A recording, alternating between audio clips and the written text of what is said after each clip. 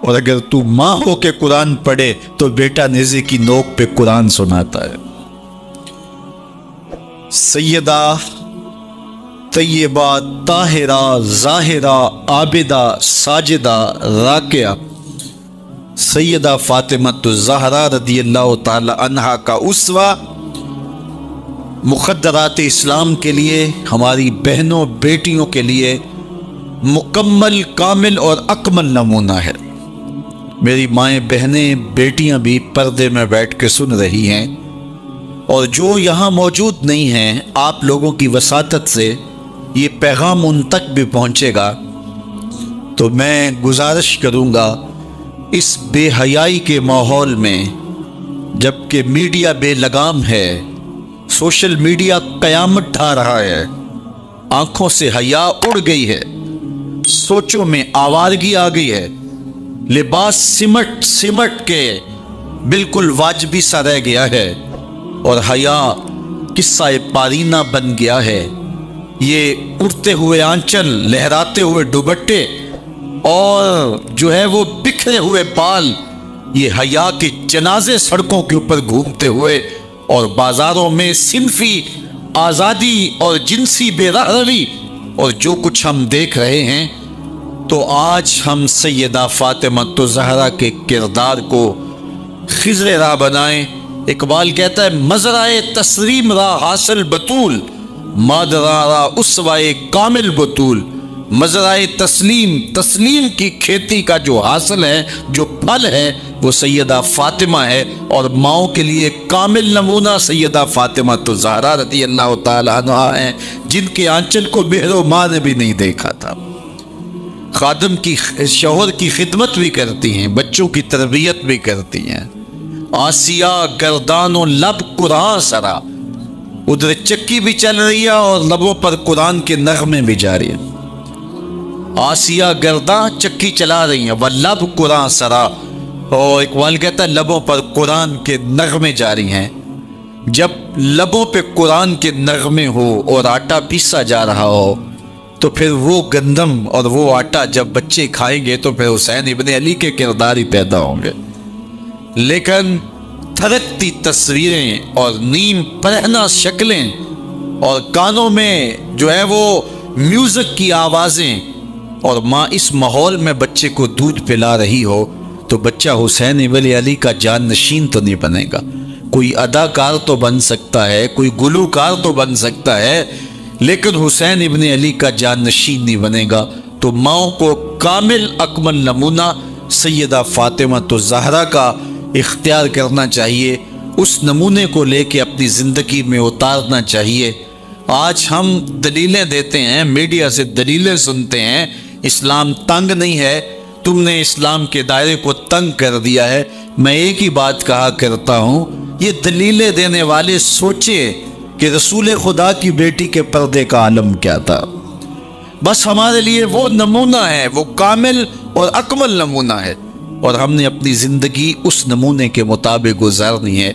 سیدہ پاک سلام اللہ علیہا کو اس بات کی فکر رہتی تھی کہ ساری زندگی تو میں نے اپنے پردے کی حفاظت کی، مرنے کے بعد جب پٹڑے کے اوپر ڈال کر کے لے جایا جاتا ہے لاش کو، تو اس وقت جسم جھلکتا ہے چھلکتا ہے تو بے پردگی ہوتی ہے۔ تو زندگی میں تو انسان اپنے پردے کی حفاظت کر لیتا ہے، لیکن جب جنازہ اٹھتا ہے تو اس وقت عورت کے جسم کی ڈیل ڈول ظاہر ہو جاتی ہے، اگرچہ اس کے اوپر پردہ پڑا ہوتا ہے۔ اور یہ سخت فکر مند تھی اور بات بھی کرتی تھی۔ حضرت اسماء بنت امیس رضی اللہ تعالی عنہا سیدہ پاک کے پاس بیٹھی تھی، اور یہ وہ خاتون ہیں جنہوں نے حبشہ کی جانب ہجرت کی تھی۔ جب مسلمانوں پر حالات تنگ ہو گئے تو 2 مرتبہ حبشہ کی جانب ہجرت ہوئی ہے، اور تیسری ہجرت جو ہے وہ مدینہ المنورہ کی جانب ہوئی۔ تو حبشہ کی جانب انہوں نے ہجرت کی اور وہاں کچھ وقت گزارا تھا، تو انہوں نے کہا کہ میں نے وہاں ایک منظر دیکھا ہے کہ 4 پائی کے چاروں پائے جو ہیں ان کے ساتھ شاخیں باندھی جاتی ہیں، اور شاخیں باندھ کر ان کو پھر آپس میں جوڑ دیا جاتا ہے، اور اس کے اوپر کپڑا ڈال دیا جاتا ہے، وہ ایک ڈولی بن جاتی ہے، اور اس میں عورت کا جنازہ ہوتا ہے۔ جب یہ بات سنی تو سیدہ کی خوشی کی انتہا نہ رہی، کہا یہ تو بہت اچھا ہوا۔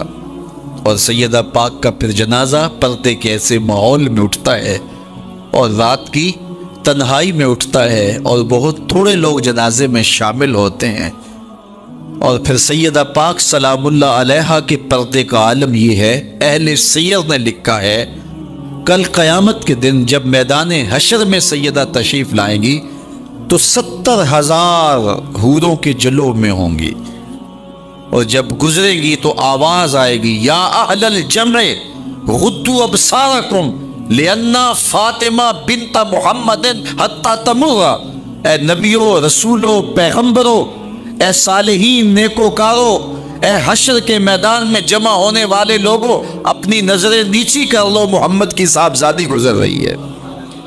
تو قیامت کے دن بھی اللہ ان کو یہ اعزاز دے گا، ان کو تکریم دے گا، ان کو عزت نصیب کرے گا۔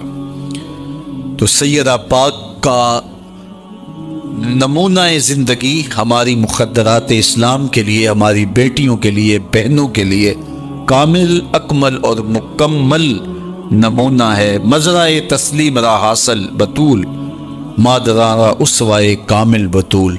تو ان سے ہمیں سیکھنا ہے کہ انہوں نے اپنی ساری زندگی کیسے گزاری۔ آج کی عورت کہتی ہے کہ میں نہیں کر سکتی نماز روزہ اور یہ امور نہیں بجا لا سکتی، بچوں کا بوجھ اتنا ہے، ان کی تربیت اور ان کو کھانا دینا، ان کو دودھ دینا، بار بار جو ہے وہ ان کا لباس تبدیل کرنا، کب وقت ہوتا ہے، میرے کپڑے بھی ناپاک ہو جاتے ہیں، تو کیسے میں ان کو جو ہے بچوں کو کروں اور اس کے بعد عبادات بھی وقت پہ کر سکوں، تو یہ بڑا مشکل ہے۔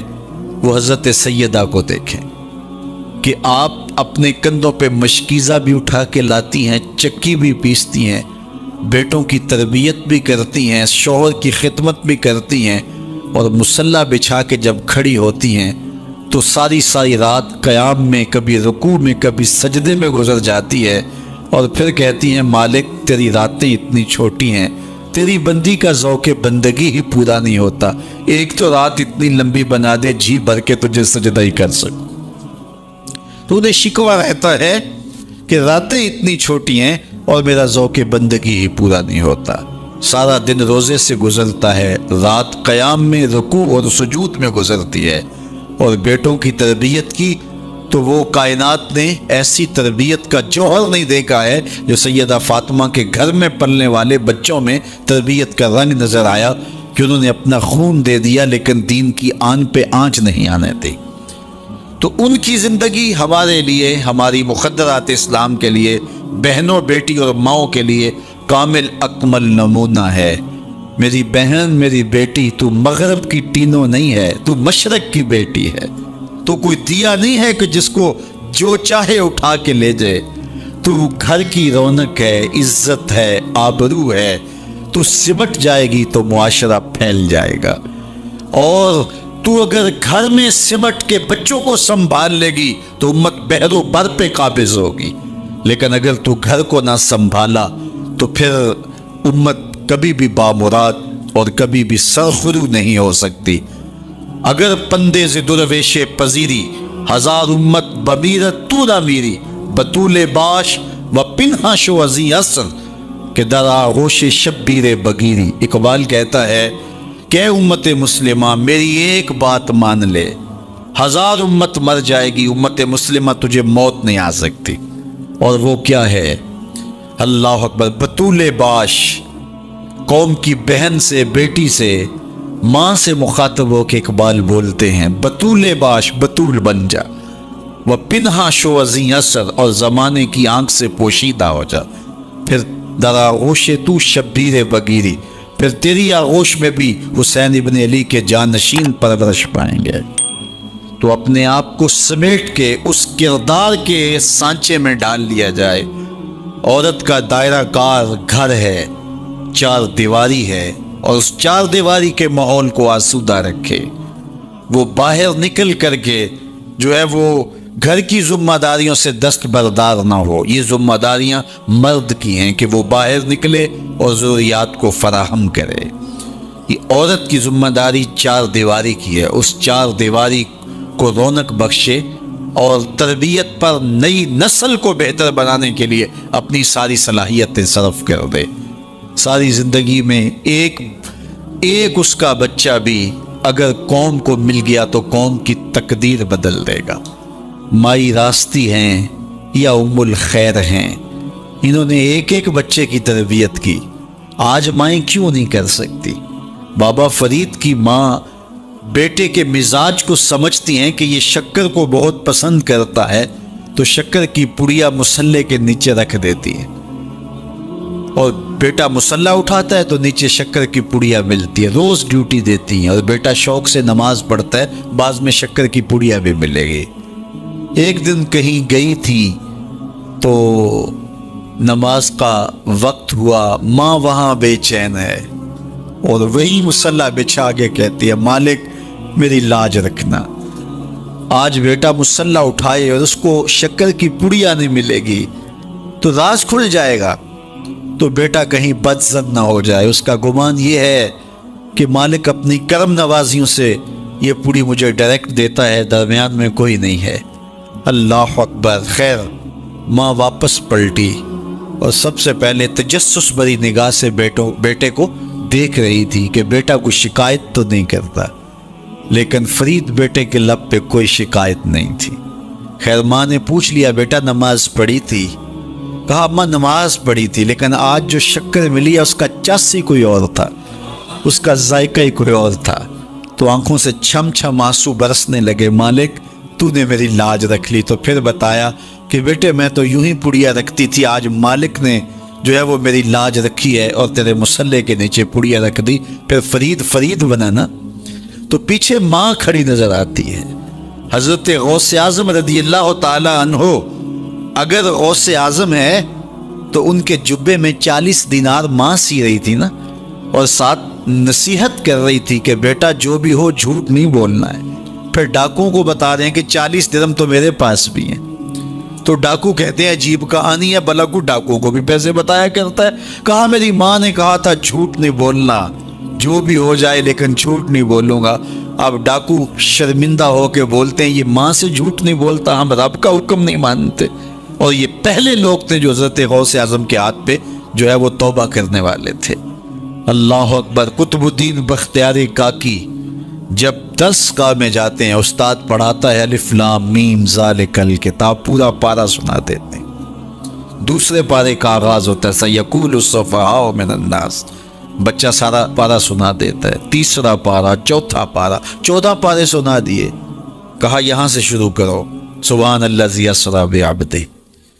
تو کہا بیٹا جس درس گاہ میں 14 پارے پڑھے تھے وہی بقیہ قرآن بھی حفظ کر لیا ہوتا۔ کہا استاد جی میں کسی درس گاہ میں نہیں گیا، میری ماں 14 پاروں کی حافظہ تھی، اور صبح جب اٹھتی تھی تو قرآن بھی پڑھنے لگتی اور کام کاج بھی کرتی، تو بچپن سے ہی سن کے ماں کی آغوش سے یہ 14 پارے یاد ہو گئے۔ تو مائیں اگر ایسی ہوں تو بیٹے ایسے ہوتے ہیں، اس لیے ماں کے کردار کو روشن کرنا ہوگا، ماں کے کردار کو بہتر کرنا ہوگا، اور ماؤں کے لیے کامل اکمل نمونہ سیدہ پاک سلام اللہ علیہا کا نمونہ زندگی ہے، اور ان کی زندگی کے ایک پہلو سے روشنی لے کر کے، اجالا لے کر کے مخدرات اسلام کی زندگیوں میں چراغاں کیا جا سکتا ہے، اور ان کی زندگی سے ایک اچھی نسل تیار ہو سکتی ہے۔ کسی نے کہا تھا مجھے اچھی مائیں دے دو میں تمہیں اچھی نسل دوں گا، تو سیدہ پاک کا اسوہ ہمارے لیے یقیناً کامل اور اکمل نمونہ ہے۔ اللہ تعالیٰ ان کے نقوش پاک کی برکتیں اور ان کے وجود سے وابستہ رحمتیں ہماری ماؤں، بہنوں اور بیٹیوں کو نصیب فرمائے۔ اور آج کی اس مجلس میں ہم ان کی وساطت سے اللہ کی بارگاہ میں دعا کرتے ہیں، اے اللہ حیا سوز ماحول سے اس امت کو نجات عطا کر دے، اور اس امت کو پھر عظمت پارینہ و رفتہ عطا کر دے، اور قوم کی بیٹیوں کو اسوہ بطول پہ گامزن کر دے۔ وہ کہتے ہیں کہ چہرے کا پردہ نہیں ہے، ہاتھوں کا پردہ نہیں ہے، پاؤں کا پردہ نہیں ہے۔ شاید وہ اس بات کو جو ہے وہ سمجھنے سے قاصر ہیں کہ یہ محارم کے لیے ہے۔ عورت کا مخصوص اعضاء کا پردہ تو اس کے باپ سے بھی ہے، اس کے بھائی سے بھی ہے، اس کے محارم سے بھی ہے، حتیٰ کہ بیٹے سے بھی ہے۔ لیکن یہ جو اعضاء ہیں ان کا پردہ بھی عورت کے اوپر لازم ہے، چونکہ جو شر پیدا ہوتی ہے وہ چہرے سے اس کا آغاز ہوتا ہے۔ تو میں ایک بات کہا کرتا ہوں کہ یہ جتنے دلائل ہیں، ان دلائل کے جواب بھی علماء نے دیے ہیں، یہ ساری بحث کی جا سکتی ہے۔ میری مائیں بہنیں تصور کر لیں کہ سیدہ فاطمہ تو زہرا کا پردہ کیسا ہوگا، تو ان کے تصور میں حیا میں لپٹی ہوئی فاطمہ دکھائی دے گی۔ بلکہ سیدہ فاطمہ تو زہرا سے جب پوچھا گیا کہ عورت کا صحیح پردہ کیا ہے، تو انہوں نے کہا کہ عورت کا صحیح پردہ یہ ہے کہ وہ کسی مرد کو نہ دیکھے اور کوئی مرد اس کو نہ دیکھے۔ حضرت عبداللہ ابن مکتوم رضی اللہ تعالی عنہ کے سامنے ازواج مطہرات نے پردہ نہیں کیا تو وہ آنکھوں سے نابینے تھے، تو حضور نے اس پر انہیں تنبیہ کی کہ تم نے پردہ کیوں نہیں کیا؟ تو انہوں نے کہا حضور وہ تو نابینا ہیں۔ تو فرمایا کہ تم نابینا تو نہیں ہو۔ تو پردہ مرد سے بھی ہے، جہاں فتنے کا امکان بھی ہو، شریعت نے وہ راستہ ہی مسدود کر دیا ہے تاکہ کل کوئی فتنہ کھڑا نہ ہو جائے۔ تو میں سادی سی بات یہ کرتا ہوں کہ پردے کے حوالے سے دلائل کی دنیا بھی ایک بہت بڑی دنیا ہے، لیکن میری مائیں اور بہنیں یہ تصور کریں کہ سیدہ فاطمہ تو زہرا کا پردہ کیا ہوگا، تو یہ تصور کرنے سے ہی طبیعت میں حیا پیدا ہونا شروع ہو جائے گا، اور سیدہ کا پردہ اور ان کی عصمت اور ان کی آبرو کا انداز سمجھ میں آ جائے گا۔ حضرت اسماء بنت امیس رضی اللہ تعالیٰ عنہ فرماتی ہیں کہ میں سیدہ فاطمہ زہرا کے پاس بیٹھا کرتی تھی، اور انہیں سب سے زیادہ فکر اس بات کی تھی کہ زندگی میں تو عورت اپنے پردے کی حفاظت کر لیتی ہے، لیکن مرنے کے بعد جب پٹڑے پہ چارپائی پہ اسے ڈالا جاتا ہے تو اس کا جسم جو ہے وہ جنبش کرتا ہے اور وہ مختار نہیں ہوتی ہے، تو اعضاء دکھائی بھی دیتے ہیں، اعضاء کی حیت بھی سمجھ میں آتی ہے، تو یہ بڑا مشکل لمحہ ہوگا جو مرنے کے بعد درپیش ہوتا ہے۔ تو فرماتی ہیں کہ میں نے انہیں کہا کہ جب حبشہ کی جانب ہجرت کی تھی تو میں بھی ان لوگوں میں شامل تھی، تو میں نے وہاں حبشہ میں دیکھا ہے کہ چارپائی کے چاروں پایوں کے ساتھ شاخ باندھ دیتے ہیں اور پھر ان کو درمیان میں جوڑ دیتے ہیں اور اس کے اوپر کپڑا ڈال دیتے ہیں اور یہ ایک ڈولی بن جاتی ہے۔ تو کہتی ہیں جب میں یہ بات بتائی تو سیدہ بہت زیادہ خوش ہوئی، کہا یہ تو ایک بہت اچھا طریقہ سمجھ میں آ گیا جس سے مرنے کے بعد بھی عورت کے پردے کی اور اس کے جسم کی حفاظت ہو سکے گی، کسی کی نظر نہیں پڑے گی۔ تو یہ وہ سیدہ ہیں کہ جنہوں نے اپنے پردے کی حفاظت یوں کی کہ غیر مرد نے انہیں نہیں دیکھا، اور پھر مرنے کے بعد بھی ان کے لیے وہ ڈولی تیار کر لی گئی، رات کی تنہائیوں میں ان کا جنازہ پڑا گیا، اور یہ وہ پاک دامن خاتون ہے جن کا آنچل مہر و ماں نے بھی نہیں دیکھا ہے۔ اور جب قیامت کا دن ہوگا تو حضرت سیدہ فاطمہ زہرا 70,000 خواتین کے جلو میں نکلیں گی، تو آواز آئے گی یا اہل الجمع غدوا ابصارکم لأن فاطمہ بنت محمد حتی تمر، اے لوگوں نگاہیں نیچی کر لو، محمد عربی کی بیٹی کی سواری گزر رہی۔ تو دنیا پر بھی ان کے پردے کی حفاظت، بعد الوصال بھی، اور پھر قیامت کے دن بھی۔ مجھے بتائے عورت کیا وہ مغرب کی آوارہ لڑکی کے روپ میں زندگی گزارنا چاہتی ہے یا سیدہ فاطمہ زہرا کے پردے کی وارث بننا چاہتی؟ وہ سڑکوں پر لہرا کر چلنے میں فخر محسوس کرتی ہے یا کہ وہ اپنے مخصوص پردے میں لپٹ کر کے تقدس معاب انداز میں گھر سے مجبوراً نکلنا پڑے تو نکلنا پسند کرتی ہے؟ کوئی بھی شریف زادی یہ پسند نہیں کرے گی کہ وہ مغرب کی حیا باختہ لڑکیوں کی طرح آوارہ مزاج ہو اور اس کی طرف شہوانی اور بھوکی اور غلیظ اور گندی نظریں اٹھے۔ وہ چاہے گی کہ میں تقدس معاب زندگی گزاروں۔ میری بہن، تیرا برقع تیرے لیے قید خانہ نہیں، تیرے برقعے کی ایک ایک سلوٹ تیرے حیا کا پہرا ہے۔ تو مغرب کی ٹینو نہیں ہے، تو مشرق کی بیٹی ہے، تو فاطمہ ہے، تو عائشہ ہے، تو حفصہ ہے۔ تیرا پردہ اس کائنات کے حسن کی علامت ہے۔ تو سمٹ جائے گی تو امت پھیل جائے گی، تو گھر کو سنبھال لے گی تو امت پہرو بر پہ جاری ہو جائے گی۔ تو عورت کو گھر میں سمٹ کر کے اپنی اندرون خانہ ذمہ داریوں کو سنبھال کر کے اپنی عصمت اور اپنی آبرو کی حفاظت کرنی چاہیے تھی۔ اقبال نے بڑی خوبصورتی سے اس پر بحث کی ہے کہ عورت کے لیے پردہ ضروری ہے یا نہیں، اور پھر کہا عورت کو یہ خود اپنے آپ سے پوچھنا چاہیے کہ وہ کس روپ میں اچھی لگتی ہے. ذرا دیکھیے اقبال کا لہجہ. اللہ اکبر. اس عورت اس راز کو عورت کی حقیقت ہی کرے فاش. مجبور ہے معذور ہے مردانے خرد مند. کیا چیز ہے آرائش و زیبائش میں زیادہ، آزادی نسواں یا زمرد کا گلو بند. اقبال کہتا ہے کہ عورت اپنے اندر کی عورت سے پوچھے کہ اس کے لیے حسن کہاں ہے. زمرد کا گلو بند اس کو دیا جائے اور وہ پردے میں جو ہے وہ سمٹ کر کے گھر کی ملکہ بن کے رہے، تو یہ اس کے لیے زیادہ اعزاز اور عزت اور فخر کی بات ہے، یا وہ جو ہے وہ آزادی نسواں کے نام سے بازاروں میں گھومتی پھرے اور مردوں کے سامنے ہنس ہنس کے باتیں کرتی پھرے. ایک عورت 4 گھر کے افراد کی خدمت کو اپنے لیے بوجھ سمجھتی ہے اور اسلام کو مطعون کرتی ہے کہ اسلام نے مجھے جو ہے وہ پابند کر دیا ہے اور گھر کے اندر محدود کر دیا ہے، اور میں اتنے بچوں کی تربیت میرے کندھوں پہ ڈال دی ہے، اور میں شوہر کی خدمت بھی کروں بچوں کی خدمت بھی کروں، تو اسلام نے تو میرے اوپر بڑی پابندی لگا دی ہے، مجھے آزادی ملنی چاہیے. اور وہ عورت جو 4 بچوں کی خدمت اپنے لیے بوجھ سمجھتی ہے اور پھر وہ 300 مسافروں کو ہنس ہنس کے کبھی پانی پیش کرتی ہے کبھی کھانا پیش کرتی ہے. 300 مسافروں کو ہنس ہنس کے مسکرا کے لہک لہک کے پانی پیش کرنا اور کھانا دینا، اور مختلف ذہنیتوں اور گندی سوچوں کے حاملین لوگ بھی اس طبقے میں موجود ہوتے ہیں اور ان کی شہوانی نظروں کا شکار ہونا. کیا عورت کے لیے یہ عزت ہے؟ یا عورت کے لیے یہ عزت ہے کہ گھر کی 4 دیواری میں سمٹ جائے اور تقدس ماحول کے اندر اپنے بچوں کی تربیت کرے؟ عورت کو جتنی ذمہ داریاں دی گئی ہیں وہ صرف ان کو سنبھال لے اور ان کے سنبھالنے کا حق ادا کر دے تو وہ ایک اچھے معاشرے کی تشکیل کی ضمانت بن جاتی ہے. سیدہ فاطمہ الزہرا رضی اللہ تعالی عنہا کا وجود ہمارے لیے ایک روشن، ایک منور اور ایک تابع جو ہے وہ وجود ہے، جس سے ہم مقدرات اسلام کی تربیت کے خد و خال لے سکتے ہیں. اقبال کہتا ہے تو نہ دانی کہ سوزے کراتے تو دیگر گوں کر تقدیر عمر را.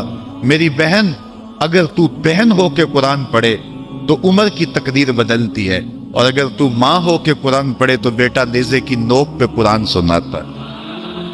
کربلا کے تپتے ہوئے ریگزار میں پیاسا ہونے کے باوجود حضرت امام حسین جو باطل کے آگے ڈٹے ہوئے ہیں اور جھک نہیں رہے ہیں، اور 71 لاشیں کندھوں پہ اٹھا کے خیموں تک پہنچا چکے ہیں، پھر بھی استقامت کا کوہ گرا بنے ہوئے ہیں.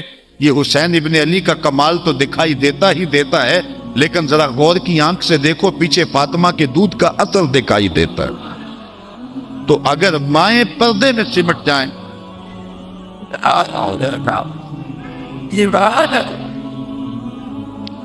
تو یہ حضرت امام حسین کی صورت کے اندر امت کو جو خوبصورت تحفہ دیا. بلکہ یہاں اقبال تو بے خود ہو گیا نا.